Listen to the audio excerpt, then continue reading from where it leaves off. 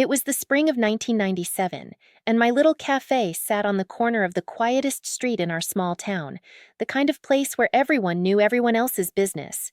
The sign above the door, hand-painted and slightly crooked, read, Maggie's Café, though my name wasn't important to anyone. What mattered was the smell of fresh coffee and the warm scones that came out of my oven every morning. I had never imagined my cafe would be anything more than a humble gathering spot, a place where lonely hearts and weary workers could find a cup of warmth and a quiet seat. Yet, on that particular day, as I wiped down the counters and stacked the chairs neatly, I noticed a group of boys lingering outside.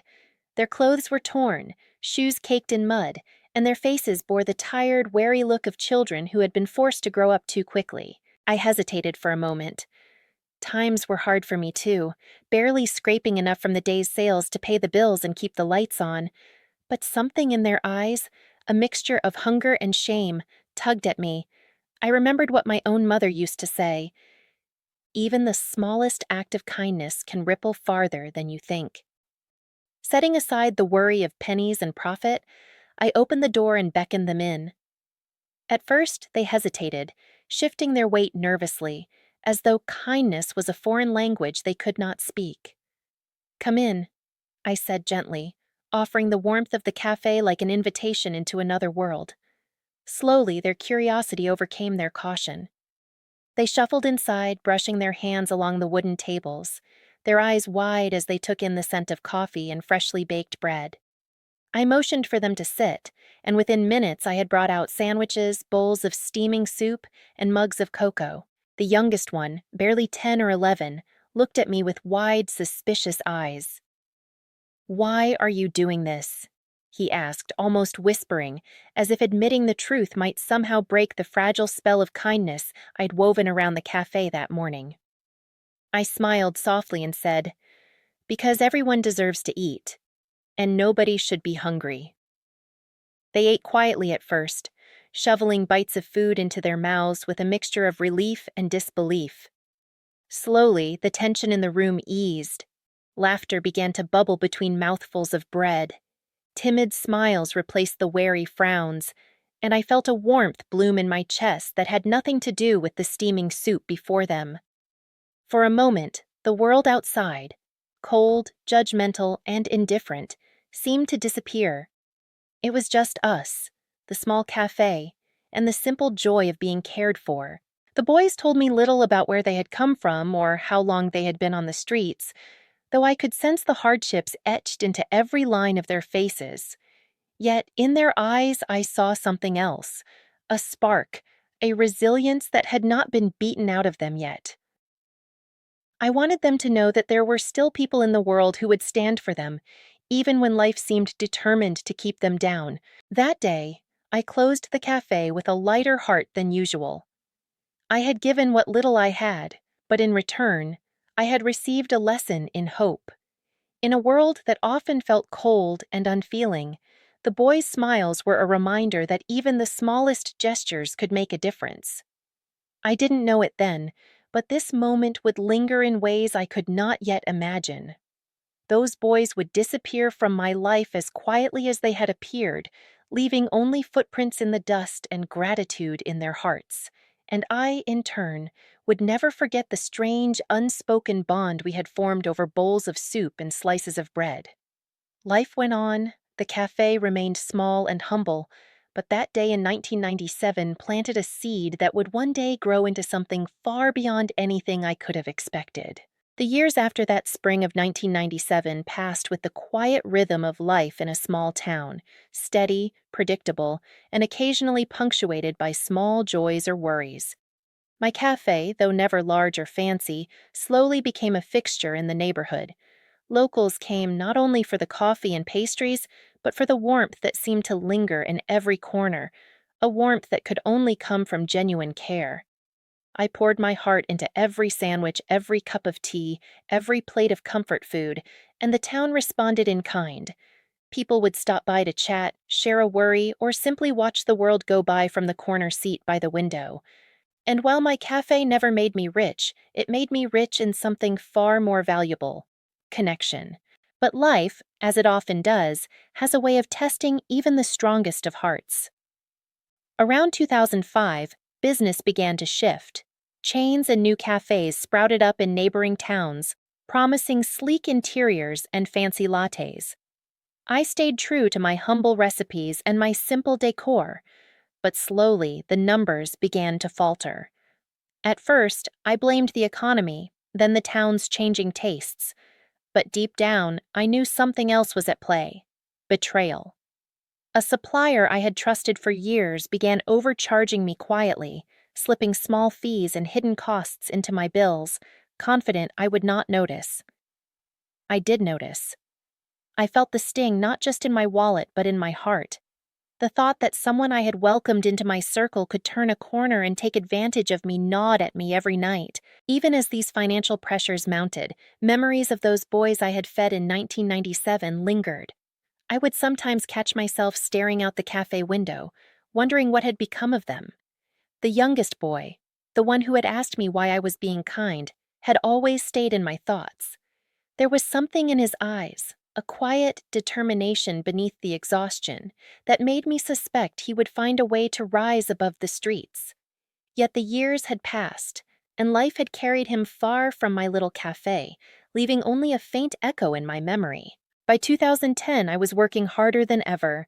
The betrayal of the supplier still weighed heavily, but I refused to let it break me. I tightened my margins, negotiated cautiously, and found ways to stretch every dollar.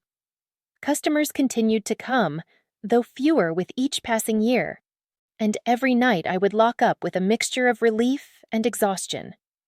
Still, despite the struggles, the cafe remained a place of refuge. Friends and strangers alike found comfort within those walls, and I clung to the belief that kindness, even small and quiet, mattered. And yet, a strange sense of foreshadowing began to settle over me, almost like a whisper on the wind. Sometimes, when I opened the cafe early in the morning, I would see a figure in the distance. A young man, always watching from the street but never stepping inside. I could not tell if it was one of the boys or simply a stranger, but the feeling lingered. A quiet suspicion that one day somehow the past might return. By 2018, the cafe had become both a haven and a burden. The financial strain was undeniable, and I realized that, despite my efforts, the cafe could not survive much longer. Bills piled up, equipment wore down, and the town's tastes had shifted even further. But still, I stayed, clinging to the memory of the boys I had once helped, to the warmth and laughter that had filled these walls. Somewhere deep inside, I believed that kindness, even when tested, would eventually return in ways I could not yet imagine. And perhaps it would. Because as the sun rose one chilly morning in late January 2018, I could not know that a chapter of my life, written quietly in soup and bread decades earlier, was about to come crashing back in a way that would shock my entire small town. The day my cafe was to close forever arrived quietly, almost deceptively so. I had spent the morning arranging the chairs, wiping down counters, and placing small thank you notes on each table for my loyal customers, the ones who had supported me through good days and bad. The air carried a soft chill, the kind of January cold that makes people linger inside wherever they can find warmth. I poured coffee, toasted bread, and tried to keep busy. But beneath the motions, my heart felt heavy with nostalgia and a quiet ache I couldn't shake. 21 years of memories, laughter, and quiet moments of connection were about to vanish behind the glass door for the last time. By mid-morning, a handful of familiar faces trickled in. The elderly couple who had celebrated every anniversary here. The young mother who had once left her baby asleep in a high chair while she grabbed a quick coffee. The schoolteacher who had written poems on napkins and left them scattered across the tables. They came to say goodbye, offering hugs and words of gratitude that made my chest tighten. Each interaction was a reminder that my small cafe had been more than just a business. It had been a lifeline, a sanctuary. And then, just after noon, the bell above the door jingled in a way that made me look up with a start. Two strangers walked in, their steps careful and deliberate, eyes scanning the room like they were measuring something beyond the obvious. Behind them trailed a man in a dark suit, a lawyer from the looks of him, carrying a thick folder and an air of authority that seemed out of place in my cozy little cafe. I felt a sudden, inexplicable tension knot in my stomach. "Can I help you?" I asked, trying to mask the nervousness in my voice. The taller of the two strangers smiled faintly, but there was something in his eyes, a recognition, a memory that made my heart skip. "We're here about you," he said simply. "And your cafe." I blinked, confused. The lawyer stepped forward, flipping open his folder and adjusting his glasses. "We know this might be sudden," he said carefully, "but what we're about to tell you concerns events from over 20 years ago." My mind raced. Events from 21 years ago? My gaze flicked to the strangers, studying their faces. There was something familiar, though I could not place it immediately. They both looked older than the boys who had once wandered outside my cafe, ragged and hungry, but there was a spark in their eyes, intelligence, determination, and something almost mischievous. "We were the boys you helped," the shorter one said softly, almost reverently. "Back in 1997, the ones you fed when no one else would." I froze. Memories came flooding back. The torn clothes, the hungry eyes, the small boy who had asked why I was being kind. I hadn't thought of them in years. I remember," I stammered, my voice trembling. "I don't know what brings you here now." The taller boy, now a man, smiled faintly. "We've never forgotten what you did for us, and we've never forgotten the injustice that followed, the betrayal that nearly destroyed everything you had built afterward." I swallowed hard, a shiver running down my spine. They were here. After all these years, the past had returned. The lawyer cleared his throat. "What they're about to propose is unusual," he said, his tone steady but firm. "But it's legal, binding, and in recognition of your past kindness and the wrongs that were done to you." My heart pounded, caught between fear, disbelief, and a fragile hope I had long since buried. The cafe, my life's work, had carried me through decades of struggle, and yet in a single afternoon, it seemed poised to reveal a secret power I never imagined, a chance for justice, for closure, for something almost like revenge. I took a deep breath and nodded slowly. "Tell me," I said, my voice barely above a whisper. "Tell me everything." And in that quiet, almost sacred moment, as the town outside went about its ordinary day, my world tilted. The boys I had fed, the ones I had once only known as ragged children, were about to show me that kindness never truly goes unnoticed, and that sometimes it returns in ways that shock, humble, and heal all at once. The two men stood before me, the lawyer at their side, and for a moment, silence hung in the cafe like a living thing. Outside, the town moved on, unaware that something extraordinary was unfolding within these familiar walls. I looked at their faces, faces I recognized faintly from memory, now older, sharper, stronger, and the years fell away. It was them. The boys I had fed on that cold spring day in 1997, the boys I had never seen again, and yet here they were, standing with a calm certainty that made my pulse quicken. The taller one spoke first. "We didn't come back to repay you," he said slowly, each word measured. "We came because what happened to you after that day, it was unfair, it was wrong, and we wanted to make it right." I felt my throat tighten. For decades I had carried the quiet sting of betrayal, the supplier who had cheated me, the hidden fees, the creeping sense that my small kindness had been swallowed by a world that rewarded cunning and punished generosity. And yet, here they were, the boys I had helped, now successful and powerful, standing as living proof that gratitude and integrity could ripple forward through time. The shorter one stepped forward, his hands steady. "We've been able to track down the people who hurt your cafe, the ones who took advantage of your trust. They underestimated you, and they underestimated us. We've worked quietly, behind the scenes, to reclaim what was yours and more." My head swam. I wanted to speak, to ask how, but no words came. The lawyer laid out a folder of documents, accounts corrected, debts erased, even a small fund established to ensure that the closing of the cafe was not the end of what I had built. Everything that had been taken from me, slowly, painstakingly, had been restored. "You fed us when no one else would," the taller man said, voice soft but unwavering.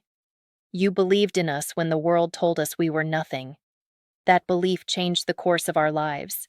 And now we get to return it, in the only way that truly matters." Tears welled in my eyes, a mixture of relief, shock, and an overwhelming sense of vindication. The revenge they had wrought was not bitter or violent. It was poetic. The injustices that had shadowed my life were being erased, not through anger, but through the quiet power of gratitude and loyalty. The town's gossip, the whispered doubts, the hidden betrayals, they no longer held sway. My small acts of kindness had blossomed into something far greater than I could have imagined. I looked around the cafe one last time. Every table, every counter, every worn chair held memories of laughter, of whispered confessions, of shared stories, and quiet comfort. And now, they also held proof that what we give to the world, even quietly and without expectation, can return to us in ways we could never anticipate. The men smiled at me, a mixture of warmth and triumph. "You didn't need to know us," the shorter one said. "You only needed to show us that kindness was possible. We'll take care of everything else." And just like that, the weight I had carried for decades began to lift. I felt a peace I had almost forgotten, a sense that my small life, my small cafe, had mattered more than I had ever dared to believe. The two men left the lawyer to finalize the paperwork, and I stood in the center of the cafe, breathing deeply, feeling as though the years had been rearranged into a perfect symmetry. The doors closed one final time, but it was not an ending. The story of my cafe, of my kindness, and of the boys I had fed would linger in the town long after the lights went out. And somewhere, far beyond the walls of this little building, I knew that the lives I had touched, and the lives that had returned to touch mine, would continue to ripple outward, quietly, beautifully, and irrevocably. In the end, it was never about revenge in the way people imagine. It was about justice, gratitude, and the extraordinary power of a simple act of kindness. And as I walked out of the cafe one last time, I realized that sometimes the sweetest revenge isn't to hurt those who have wronged us. It's to watch the goodness we've sown bloom in ways we never could have expected.